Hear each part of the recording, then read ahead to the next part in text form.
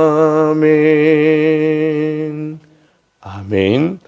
오늘 우리에게 주시는 하나님의 말씀은 창세기 24장입니다.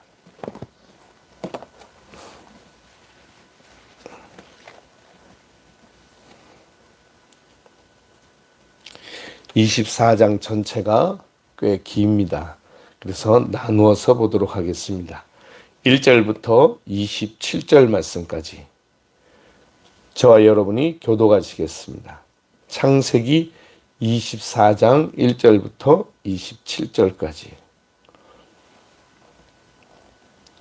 아브라함이 나이가 많아 늙었고 여호와께서 그에게 범사의 복을 주셨더라.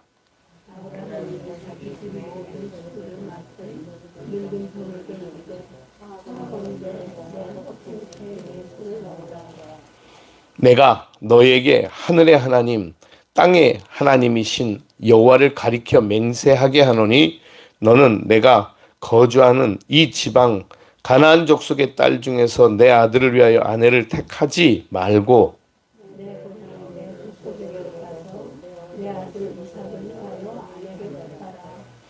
종이 이르되 여자가 나를 따라 이 땅으로 오려고 하지 아니하거든 내가 주인의 아들을 주인이 나오신 땅으로 인도하여 돌아가리까.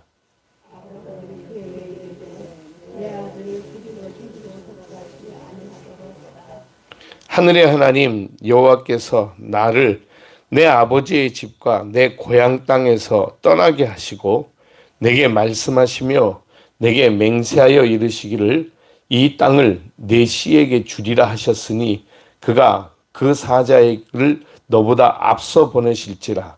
내가 거기서 내 아들을 위하여 여자 아내를 택할지니라.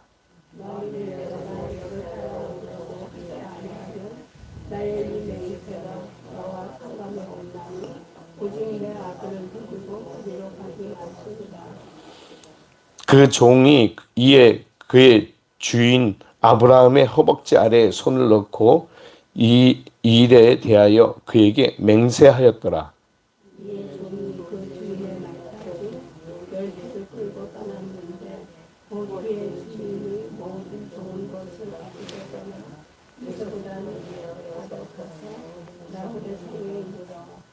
그 낙타를 성박 우물 곁에 굴렸으니 저녁 때라 여인들이 물을 기르러 나올 때였더라.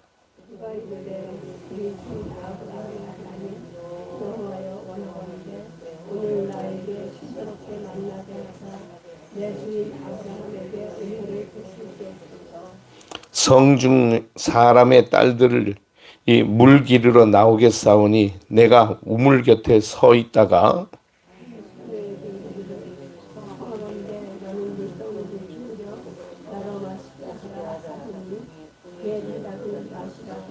내가 당신의 낙타에게로 마시게 하리라 하면 그는 주께서 주의 종 이삭을 위하여 정하신 자라.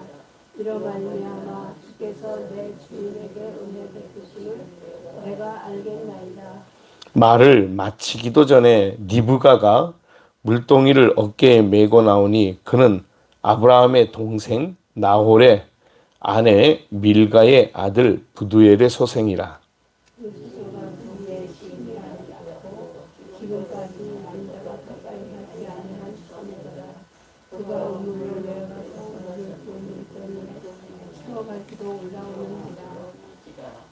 종이 마주 달려가서 이르되 청하건대 네 물동이의 물을 내게 조금 마시게 하라.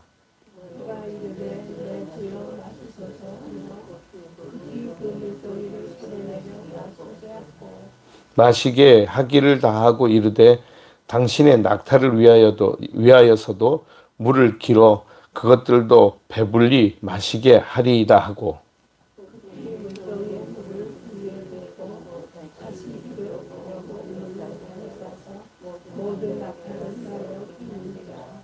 그 사람이 그를 묵묵히 주목하며 여호와께서 과연 평탄한 길을 주신 여부를 알고자 하더니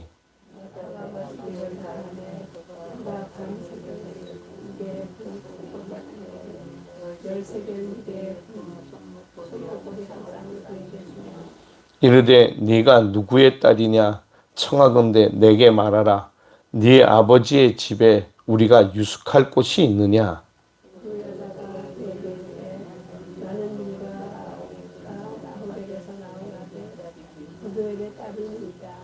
또 이르되 우리에게 집과 사료가 족하며 유숙할 곳도 있나이다.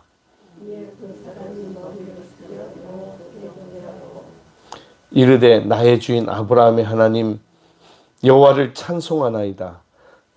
같이 봅니다. 이르되 나의 주인 아브라함의 하나님 여호와를 찬송하나이다. 나의 주인에게 주의 사랑과 성실이 그치지 아니하셨사오며 여호와께서 길에서 나를 인도하사 내 주인의 동생 집에 이르게 하셨나이다 하니라. 아멘. 기도하겠습니다.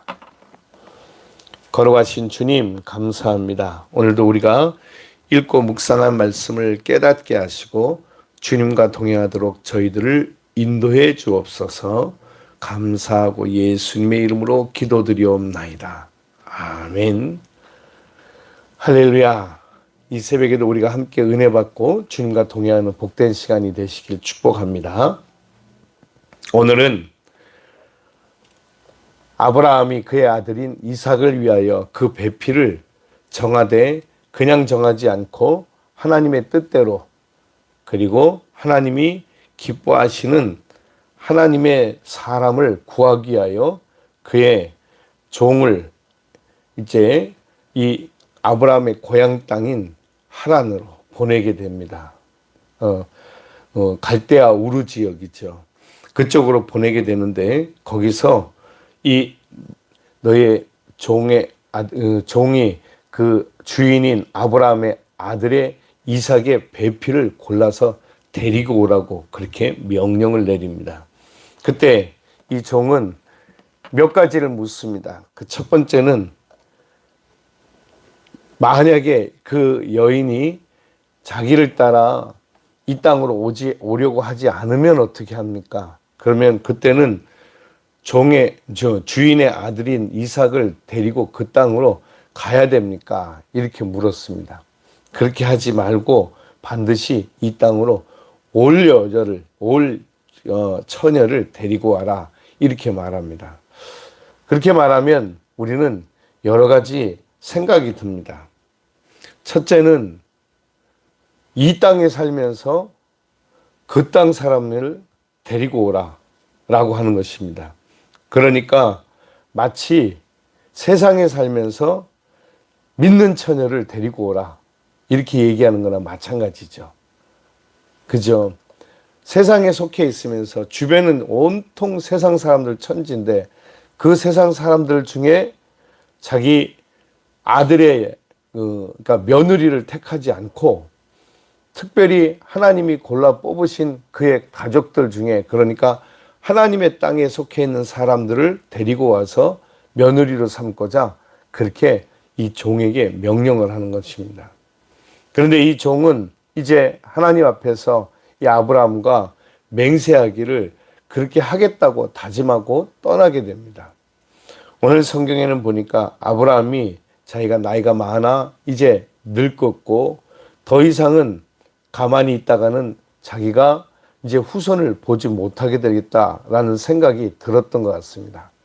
그것은 자기 생각이고, 그런데 틀림없는 것은 하나님께서 반드시 너와 내 후손을 통해서 이 땅에 하늘에는 별과 같이 땅에 있는 모래와 같이 이 땅의 후손들을 아주 많게 할 것이다라고 하신 약속의 말씀을 아브라함은 믿어 의심하지 않았던 거죠. 그래서 그 일을 이루기 위해서 이제 자기 아들의 아내, 며느리를 택하기 위하여 자기의 가장 신실한 종을 보내게 됩니다. 그때 허벅지 아래 손을 넣어서 맹세하게끔 하는데 이것이 무슨 의미가 있는지, 그러나 그 당시의 풍습에 의한 것이기 때문에 우리는 잘 이해하기가 쉽지는 않습니다. 허벅지라고 하는 것은 남자에게는 그 모든 힘의 근원이다, 이렇게 이해를 한다고 하는 것입니다. 그래서 그 당시에는 남자의 허벅지는 모든 힘의 근원, 다시 말하면 후손을 낳는 기능도 거기에서, 그리고 삶의 모든 능력도 거기에서 나온다라고 생각하는 것입니다. 허벅지라고 말하는 것은 무릎과 이 골반 사이에 있는 그 모든 살과 뼈를 의미하는 거죠. 사실 그리고 보면 남자들의 힘은 거기서 나온다 해도 과언이 아닙니다. 그래서 대부분 우리가 흔히 말할 때 허벅지가 튼튼한 남자를 건강한 사람으로, 그리고 거기에 힘이 있는 것으로 우리가 생각을 하게 되죠. 근데 그 아래에 손을 넣고 맹세하게 합니다. 뭐라고 맹세하냐면, 너는 여기를 떠나서 내 고향 땅으로 가서 내 아들을 위하여 내 아들의 아내를 택하여 데리고 오너라 라고 말합니다. 그래서 그렇게 말할 때 오늘 읽었던 4절에 보니까 내 고향 내 족속에게로 가서 내 아들 이삭을 위하여 아내를 택하라 이렇게 말하고, 그 다음에 7절에 보니까 하늘의 하나님 여호와께서 나를 내 아버지의 집과 내 고향 땅에서 떠나게 하시고 내게 말씀하시며 내게 맹세하여 이르시기를 이 땅을 네 씨에게 주리라 하셨으니 그가 그 사자를 너보다 앞서 보내실지라. 네가 거기서 내 아들을 위하여 아내를 택할지니라. 아멘. 하나님이 다 해놓으셨다는 거예요. 이 일은 이제 하나님께서 준비해 놓으셨을 것이다 라고 말하는 거죠. 아브라함이 가장 적절한 때에 아마도 이 일을 했을 것입니다. 그럼 왜 사라가 살아있을 때 하지? 라는 생각이 들지 않습니까? 그렇죠? 사라가 이제 그의 나이 127세에 세상을 떠났습니다. 그러면 이 이삭의 나이가 몇 살입니까? 사라가 90세의 아들을 낳았잖아요. 그죠? 아브라함 100세 때. 그러면 지금 이삭의 나이가 37살쯤 되었을 때 어머니가 돌아가셨지 않겠습니까? 그죠? 그럼 그 이전에 충분히 장가가고도 남을 나이인데 그 이전에 왜 이 일을 안 했을까? 그런 생각이 들지 않을까요? 여러분 같으면 어떻겠습니까? 그죠? 내가 살아생전에 네 장가가는 거 보고 세상 떠나야 될 텐데 라는 마음이 들지 않겠습니까? 그런데 사라가 나이가 많아 아들을 낳았기 때문에 얼른 장가 보내는 것이 소원이었을 텐데 때가 이르지 않았던 것입니다. 그래서 하나님의 때에 아브라함은 이제 그 종을 불러다가 이 이삭의 며느리감을, 이삭의 아내를 찾기 위해서 보내는 장면입니다. 우리는 한편으로 보면 인간적인 생각으로 그렇게 생각이 들지만 하나님이 하시는 이 일을 아브라함은 그 때를 찾아 준비하고 모든 일들을 이루고 있었구나. 그게 뭐였냐면 리브가가 자라나야 되는 거죠. 성장해야 되는 거죠. 이해가 되시죠? 그죠? 성장해서 결혼할 나이가 차야 되는 것입니다. 하나님은 그때를 준비시켰습니다. 그런데 리브가는 누구였냐면 아브라함의 동생인 나홀의 낳은 아들 부두엘의 딸이었습니다. 그리고 보면 이 이삭에게는 조카뻘인 거죠. 족보로 따지자면. 그러니까 진짜 굉장히 가까운 조카뻘입니다. 왜냐하면 부두엘은 따지고 보면 이삭과는 서로 사촌지간입니다. 아브라함의 아들인 이삭과 아브라함의 동생인 나홀의 아들인 부두엘과. 그런데 부두엘은 나홀에게서 일찍 태어났죠.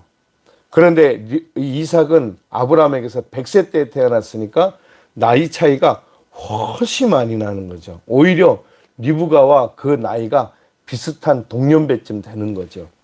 그래서 하나님께서 왜 이 이삭을 리브가와 맺어주셨을까?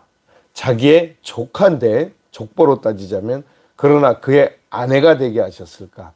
후에 야곱도 마찬가지죠. 야곱도 족보로 따지자면 자기의 조카가 되는 레아와 라헬을 자기 아내로 맞이하게 되는데, 그러나 결국은 그 어머니로 따지면 결국은 또 같은 이제 또 그게 되는 거죠. 왜냐하면 어머니가 리브가니까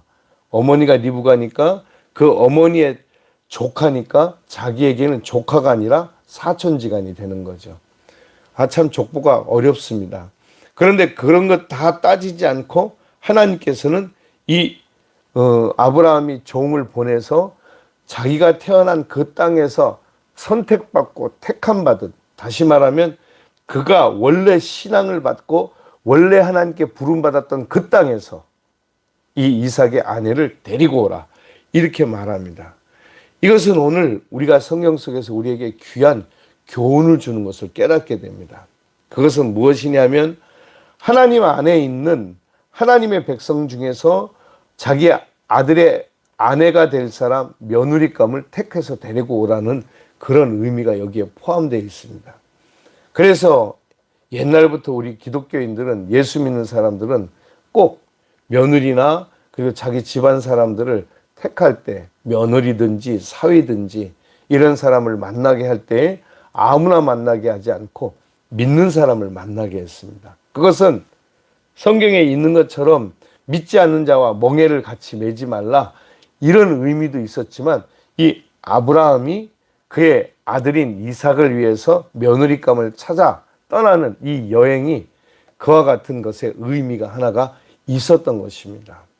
그래서 가능하면 우리는 하나님 안에, 하나님의 백성 안에 속해 있는 사람들을 자기의 친족으로 받아들이는 그런 풍습을 옛날 어른들은 계속 가지고 있었던 거예요. 그런데 세월이 지나면서 이제는 자식들이 자기들이 좋다고 하는데 뭐 어떻게 하겠어요, 목사님, 이렇게 말합니다. 그래서 우리는 더 이상 자식들이 혼인하는, 그리고 자기의 배필감을 고르는 일에 있어서 더 이상 우리가 관여하지 않게 되었습니다. 그런데 따지고 보면, 성경을 통해서 보면 이 아브라함 때와 지금은 많이 다르겠죠. 그때는 뭐 감히 부모의 말을 거역할 수도 없었고, 예를 들어서 옛날 우리가 조선시대에는 부모님이 결혼하라고 그러면 그 사람이 어떻게 생겼는지, 어느 집안 사람인지 그것만 알고 결혼하지, 어떻게 생겼는지, 성품이 어떠한지 그런 것들은 아무것도 모르고 결혼하는 일들이 많았습니다. 그러니 어떤 여인네들은 딸랑 첫날 밤 치고 그 다음에는 자기 남편의 얼굴을 본 적도 없는 그렇게 불행한 인생을 사는 경우도 허다했었죠. 그죠? 그러니 너무 안타까웠습니다. 그런 편에서 보면 오늘날 젊은이들이 하는 것이 맞다라고도 생각이 되어지지만, 성경적으로 보면 부모님께서 그 자식들의 그 앞에 만날 그 혼사를 치를 사람들을 정해주는 것도 의미와 가치가 있구나라고 하는 것을 보게 됩니다. 어떻게 해요? 자기 믿는 사람들, 그러니까 하나님 안에서 하나 된 가족들을 선택하는 거죠. 세상이 많이 달라졌어요. 세월이 많이 흘렀습니다. 그렇기 때문에 세상의 문화와 풍습이 달라졌기 때문에 우리가 다르게 생각할 수도 있겠지만, 그러나 분명한 것은 믿음의 가정, 믿음의 가문을 이루어야 된다고 하는 것입니다. 왜 그러냐면, 그래야만 하나님께서 약속하시고 계획하신 그 하나님의 뜻을 이루어갈 수 있다는 거죠. 하나님께서 그렇게 말씀하셨죠. 너와 내 씨를 통하여서 이 땅이 번성하게 될 것이다 라고 말씀하셨습니다. 그래서 그 아브라함이 이렇게 할 수밖에 없었던 것은 아까도 우리가 읽었던 7절의 말씀에 근거한 것이었습니다. 하늘의 하나님 여호와께서 나를 내 아버지의 집과 내 고향 땅에서 떠나게 하시고, 그리고 내게 말씀하시며 내게 맹세하여 이르시기를 이 땅을 내 씨에게 주리라 하셨으니 그가 그 사자를 너보다 앞서 보내실지라, 이렇게 말합니다. 그러니까 하나님께서는 이 땅은 나에게 주시지만 이 땅의 후손들은 우리의 후손들로, 다시 말하면 우리의 후손들로, 우리의 씨로 이루어진다, 이렇게 말합니다. 그래서 이 가나안 땅에서 내 아들의 아내를 찾지 말고 원래 내가 태어난 그 친족들에게 가서 내 아내를 찾아와라, 이렇게 말씀하는 것입니다. 그래서 결국은 이 종이 떠나서 그 주인의 말을 듣고 맹세를 했으니까 주인과 함께한 맹세이기 때문에 더욱더 지켜야 되죠. 그리고 난 다음에 떠나서 리브가를 만나게 되는 장면이 오늘 성경에 있는 것입니다. 그 또한 하나님께서 이 아브라함의 종에게 약속하신 게 아니죠. 아브라함의 종이 기도한 대로 응답해 주셨습니다. 하나님, 아브라함의 하나님, 제게 은혜를 베푸셔서 이제 저기 많은 딸들이 오게 될 터인데 물 길러 올 때 두 가지. 첫째, 내가 물을 달라 하면 나에게 물을 길어줄 여인. 뿐만 아니라 나아가서 나에게만 물을 줄 뿐 아니라 이것은 부탁하지 않은 일입니다. 우리의 낙타들에게까지 물을 먹여줄 사람. 만약에 그렇다면 그 여인이 하나님이 예비하신 여인인 줄로 알겠습니다. 이렇게 기도하고 나아갔는데 그가 기도한 그대로 하나님은 이루어 주셨습니다. 그래서 우리는 모든 일을 할 때 하나님 앞에 표징을 가끔 구합니다. 하나님 이렇게 해주신다면 이렇게 일어나는 일들에 대해서 나는 이것이 하나님의 뜻인 줄 알겠습니다. 이것은 아주 특별한 때 하나님과의 관계 속에서 일어나는 일입니다. 아무 때나 시도 때도 없이 그냥 하나님 이렇게 해주시면 내가 이렇게 하겠습니다. 이것은 무슨 일이냐면 서원하는 것입니다. 서원하는 것과 오늘 기도의 내용은 조금 의미가 다른 것이죠. 왜냐하면 지금 이 아브라함의 종은 사명을 받아왔고요. 그리고 그 사명을 이루기 위해서 하나님께 징조를 구한 것입니다. 그런데 여러분, 우리는 내가 원하는 것을 정해놓고 하나님 앞에 징조를 구합니다. 하나님 이렇게 해주시면 내가 이렇게 할게요. 이것은 이 아브라함의 종의 기도와는 전혀 다른 것입니다. 그렇죠. 그러니까 혹시라도 우리가 하나님이 이렇게 해주시면 내가 이렇게 하겠습니다. 이런 것은 내가 정해놓고 내 마음대로 하나님께 하는 거죠. 그런데 지금 아브라함의 종은 아브라함에게 사명을 받아가지고 와가지고 지금 여러 사람들 하나님 앞에서 여러 사람들을 중에 골라 뽑을 때 하나님이 이렇게 하시면 그 사람이 내 사명을 이루기 위한 그 사람인 줄로 제가 알겠습니다. 이렇게 얘기하는 거죠. 그러니까 여러분, 우리가 기도할 때 기도의 내용의 가장 중요한 아주 중요한 것은 이것이 하나님이 내게 주신 사명이냐 내게 맡기신 일이냐. 하나님 내가 이렇게 할 때 이렇게 해주시면 제가 이것이 하나님의 뜻인 줄 알고 이 일을 끝까지 완수하겠습니다 라고 말하는 것입니다. 내 자신을 위한 기도가 아니라 하나님의 영광을 위한 기도인 거죠. 그랬더니 정말 기도한 그대로 리브가를 만나게 되었고 이 아브라함의 종은 이렇게 얘기합니다. 27절 마지막 절에요. 같이 볼까요? 이르되 나의 주인 아브라함의 하나님 여호와를 찬송하나이다. 나의 주인에게 주의 사랑과 성실을 그치지 아니하셨사오니 하오며 여호와께서 길에서 나를 인도하사 내 주인의 동생 집에 이르게 하셨나이다 하니라. 아멘. 이 일을 다 하나님께서 하신 일이었군요 라고 고백했다는 거죠. 예, 내 친족에게 가서 내 아들 이삭을 위하여 그 아내를 데리고 오라 라고 했더니 하나님이 얘기하신 대로 말씀하신 대로 그대로 이루어졌다는 것입니다. 여러분, 오늘 말씀을 통해서 하나님의 선하시고 그리고 인도하시는 은혜가 우리에게 있다고 하는 것을 깨닫게 됩니다. 바울은 기도할 때 로마서 12장 1절에서 2절에서 그렇게 얘기하죠. 하나님 우리로 하나님 앞에 온전한 예배자가 되게 해달라고 그래서 하나님 앞에서 하나님의 온전하고 완전하시고 선하신 뜻을 깨닫게 해달라고. 하나님께서 우리에게 그 뜻을 깨닫게 해 주실까요? 안 하실까요? 해 주시죠. 성령을 통해서. 그죠? 그러니까 우리가 무슨 일을 할 때 우리는 하나님 앞에 충분히 기도하고 하나님의 음성을 듣고 행하는 것입니다. 그때 하나님께서는 하나님이 우리를 통해서 하나님의 선한 길로 천천히 인도해 가시며 마침내는 하나님의 뜻을 이룰 수 있게 만들어 가신다라고 하는 것을 깨닫게 됩니다. 여러분, 이 일은 아브라함이 그의 아들 이삭의 아내인 리브가를 얻게 하는 이 일은 이 아브라함의 긴 인생의 여정 중에 작은 한 부분입니다. 그런데 성경에 기록이 되어 있어요. 하나님께서 그 아브라함에게 어떻게 역사하시고 이삭을 위해서 어떻게 준비하시는가 하는 것을 깨닫게 됩니다. 후에 이 리브가가 이제 이 아브라함의 종의 인도를 따라서 이삭에게 오죠. 그때 뭐라고 성경은 기록하냐면 우리가 나중에 보게 됩니다. 이삭이 이제 리브가로 말미암아 자기 어머니를 잃은 것에 대한 위로를 받았다 이렇게 얘기합니다. 그렇죠? 성경에 그렇게 기록이 되어 있어요. 그러니까 이 이삭이 어머니가 돌아가시고 난 다음에 사라가 죽고 난 다음에 자기 아내 리브가를 얻으면서 자기의 가정의 믿음의 가문을 이루어 가게 될 것을 깨닫게 되었구나 라고 하는 것을 알게 됩니다. 여러분, 하나님이 하시는 일은 놀랍습니다. 이 모든 일들이 하나님께로부터 시작되었고 하나님께로부터 말미암은 것입니다. 단순하지 않습니다. 여러분들의 인생은 아무것도 아닌 인생은 세상에 한 사람도 없습니다. 하나님께서 이 아브라함의 아들 이삭을 위해서 준비해 놓으신 것, 이게 이런 사람들 정도, 아브라함 정도 되면 하나님께서 해 놓으신다? 천만의 말씀입니다. 여러분, 우리가 아브라함보다 더 귀한 사람인 거 아세요?